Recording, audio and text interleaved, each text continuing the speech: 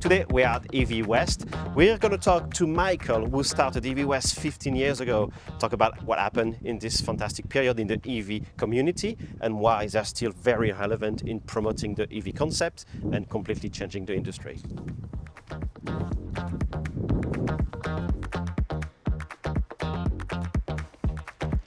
All right, Michael, thank you so much for having us. Yeah, my pleasure. Finally, we're here. I could not start a channel without visiting you guys. Thanks, you are man. the OG in the EV conversion world, and today we're going to go back to the history, almost historic times in the EV conversion world, going back, well, 15 years pretty much. Yeah, it's been quite a while. And I wanted to see the shop, I wanted to see your team, see exactly what you do, and let's get cracking. Thanks. Let's get into it. All right. Cool.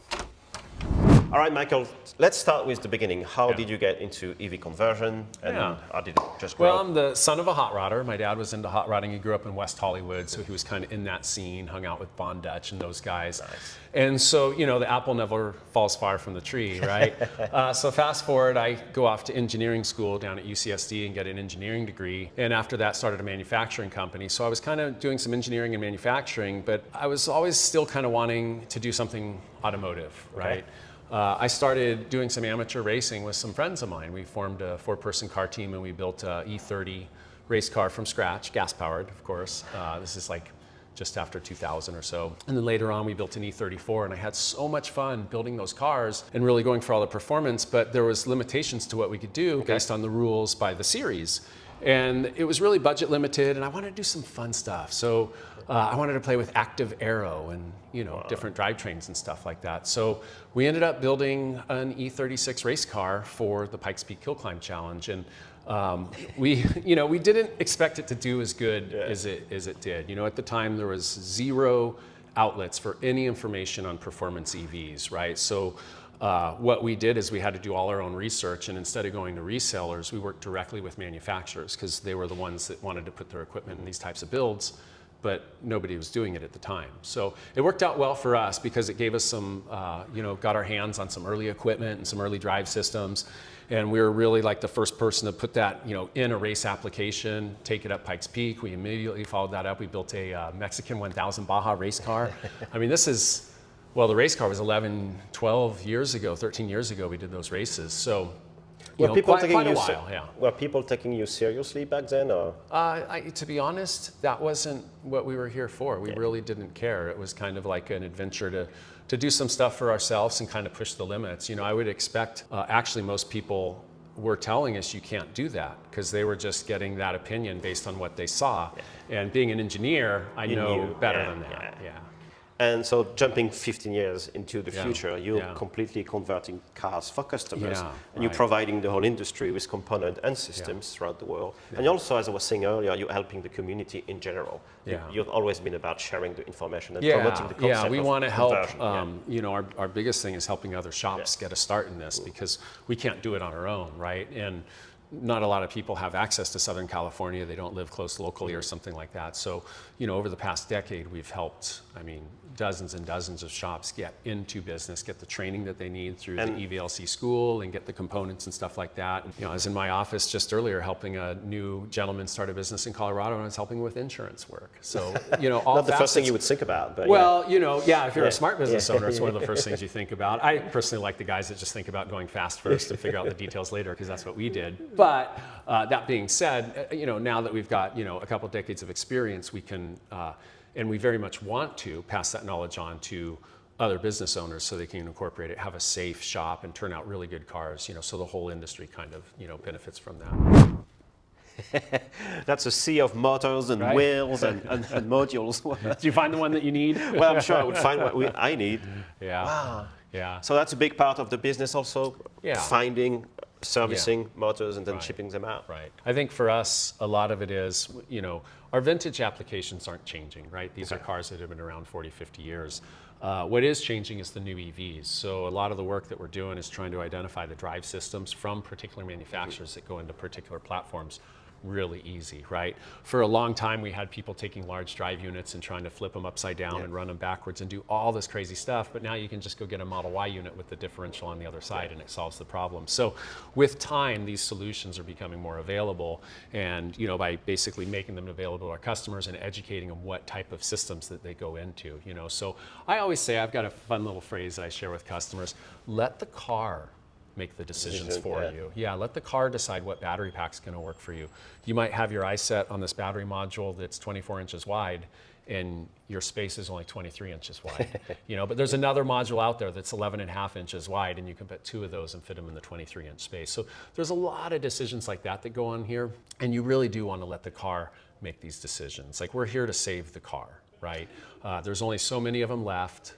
They're finite and they're going away, and it's a piece of history that we really want to preserve. I mean, the main purpose for doing this is so that you can take a vintage car and confidently and reliably go out and drive it on the street and have fun doing that, And so ultimately, at the end of the day, that is our ultimate goal here, is that you have a vintage car that's super fun for you to drive, but not only that, like, you actually enjoy it and you want to, you walk out and you've got your, Tesla or Rivian in the driveway, but that's not what you drive.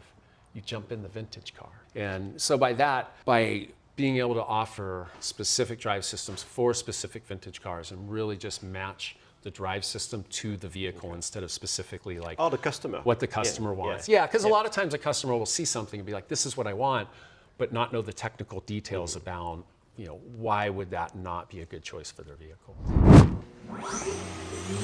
All right, you have even more toys than anticipated here. So what have we got here? Yeah, so this is our complete kit. The same one that's in this bus right behind you, but it's put on a cart and it's broken down into its simplest form. So this is our teaching tool. Okay. So we use this in the classes that we teach here, and we also sell them to schools and institutions that are doing EV training. And so this is great because we sell it with diagnostic tools. It comes with a laptop preloaded with all the same CAN bus tools that our technicians use here in the shop. So during the course, we can go start to finish and do the whole entire system.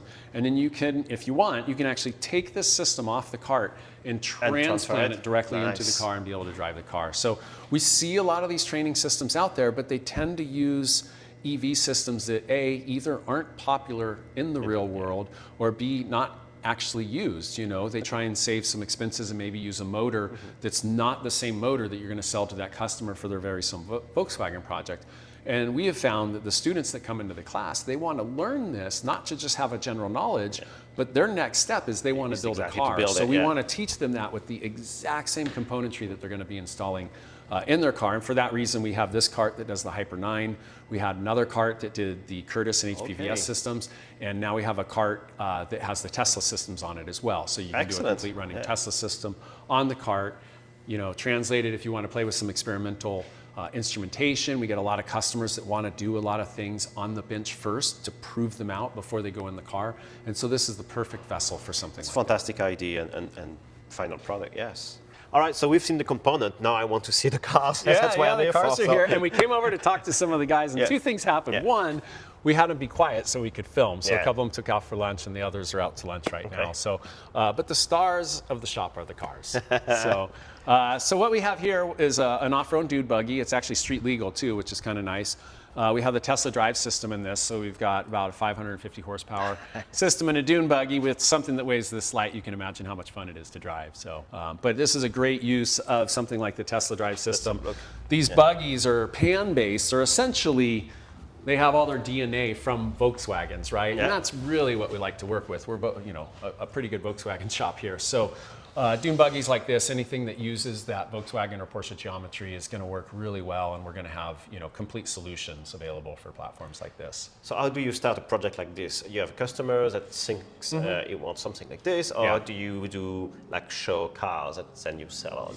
No, I think nowadays anybody who's interested in an EV, for the most part, knows about EV West, and so a typical client would approach us with an idea or a job that they want to do, and we discuss it. This particular customer is smarter than your average customer, I would say. He brought us the platform knowing that weight was an issue before he started the chassis build. He said, I want to build an EV, but he knew about the weights involved, so he got us involved with the actual chassis builder. So the unique thing about this build is the battery is underneath the seats. It's actually a pan-based battery. And so that's going to give us the best handling. characteristic that we can get and still allow us. So this holds a 54 kilowatt hour battery. So it's a fairly decent sized battery, but it drives and handles like it's got much less in it. So that's kind of neat.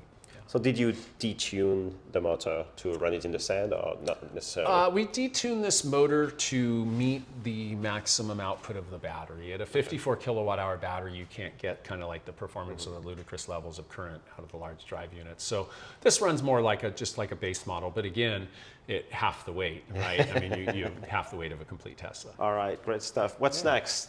That's a completely different system here. Yeah, one of the things that's kind of fun about the shop is we've got a ton of cars. I think the shop owns like 8 or 9 test vehicles, right? And so we constantly have platforms that we're constantly putting systems in and taking systems out. We don't want to experiment, so to speak, on a customer's car, right? The stuff that the new products and the things that we're trying to do that we consider new or kind of cutting edge, we want to do in our own cars. That way we can use them as test platforms on a weekly basis around the shop, get the feedback and make improvements to the system before we make it available for sale. So there's a lot of cars. This is our old faithful. It's the black Baja Bug. I know it's not black anymore. We painted it. But this has been in the shop for almost 10 years now. I think this is the 3rd system we've had in it, and we're just kind of playing around with different things. And it just came in for its next system. We're actually going to do, this is going to get a small drive unit in it. Nice. Yeah. All right. Yeah. The Corvette above, right? It's packed tight in here. We need more space. What can I say? This is fantastic. This, to me, is truly the way an American car should be done. Instead of a big, bulky differential and a clunky rear end, we're utilizing the aspects of the stock independent rear suspension, but we removed the transverse leaf spring and all the poorest elements of the Corvette. So by doing that, we're able to put some adjustable heims in here. So the universal half shaft is no longer a stressed member, which was kind of a design flaw in the Corvette, if you will. Sorry, Corvette guys. But what that does now is it gives us a fully adjustable arm. So where we did not have adjustability before, we can now adjust camber and toe in the rear end. And of course, we have an adjustable shock in there as well. So by having this rear end that houses our small drive unit, we were able to kind of fit in some extra upgrades on the suspension and make the car handle better because it's got more horsepower. And then ultimately, I think the most important element of this is non-fabricated. So this is a bolt-in kit system. So you don't need to know how to weld. You don't need all of these resources. Something like this, you can lift the car up and actually bolt this system into your Corvette. You will use the original nuts and bolts. If you look here, you have original arms going up on that front part, and the rear part's all stock, even the hubs, brakes, and everything like that. We do get asked, oh my gosh, drum brakes on a Tesla system. Well, this is the drive axle. So on the rear axle, we're going to use the regenerative braking. Yeah, and that's going to give us better, energy savings into the battery. And it's also going to keep the brake bias really nice. We do upgrade the front to disc. So on the hydraulics, the front's going to be doing the majority of the work. But when you're actually just daily driving and you're not using the brake pedal, you're kind of one pedal driving, so to speak, all of the slowing is going to be done through regen.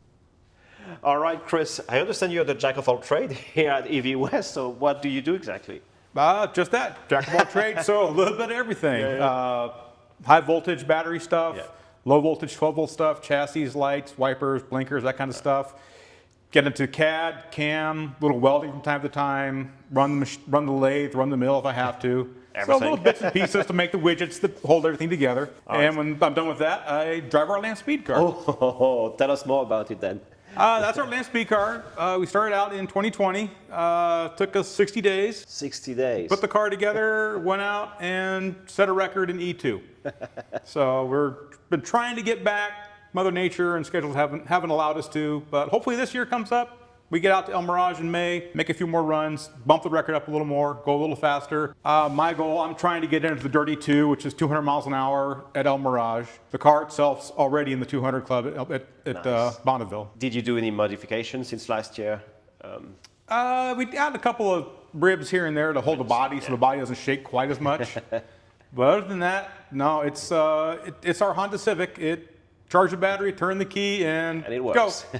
Yeah. Well, here's one of our 3 warehouses. This one's some of the smaller items. We call them the smalls, contactors, fuses, connectors, things like that. A lot of the really critical stuff that was like really hard for us to find in the early days, right? And so we've worked with manufacturers to brand fuses and contactors and things and really drive the cost of that down. Okay. At the end of the day, if you have a budget for your electric car, we want to see the majority of that budget go into the driveline and go into the batteries, because that's going to give you quantitative performance and range on paper. If you're overspending for your cables and your connectors and your charger and DC converter, that's money that's not going to, the go fast budget, right? The go fast and the go far budget is where we want to see that money spent. So we really focus on this, and we really, really strive hard to have a lot of products, diagnostic tools, installation tools, things, integrated brackets and things like that, that are going to make the job so much easier for you or your regular DIY builder or your shop, your EV shop that's doing this type of work. But buying the components is a very important aspect, but training and learning the basics is another something we need to cover. And I understand you help the community train. Well, I work with a school, so right across the way we have a 501c3 nonprofit STEM school. And so the majority of our work we do with students. We reach out to the local schools and we do things like just easy electronics training and batteries and stuff like that. But we generate a lot of that capital through putting on our classes. So we have an EV 101 class. It's a 3-day seminar that really, people hit the ground running and they come in, and we spend full 3 10-hour days going over the entire system in 15 different chapters. We wrote a big old book of curriculum with exercises and problems and stuff like that, so students can go through and figure it out. And we do all this in real time. Students bring in their laptops and can actually configure systems in real time and work with instrumentation and things like that.